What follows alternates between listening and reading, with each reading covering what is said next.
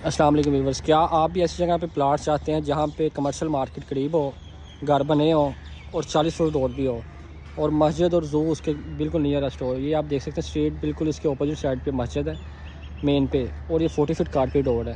ये सारे commercial market है नियरेस्ट, बिल्कुल आपके घर के और प्लाट के नियरेस्ट ये कमर्शियल मार्केट है। यहाँ हमारे पास एक 10 मरले का प्लाट मौजूद है।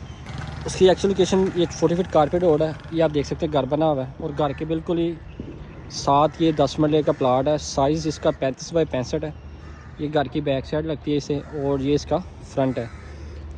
ये 10 मरले का प्लाट आरडीएस क्लियर के साथ 40 फीट कारपेट रोड और कंस्ट्रक्शन एरिया के बिल्कुल नियरेस्ट है और मेन एरिया के करीब है।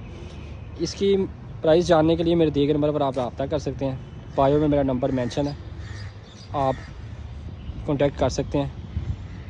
मज़ीद मालूमात के लिए दिए गए नंबर पर रब्ता करें। अल्लाह हाफिज़।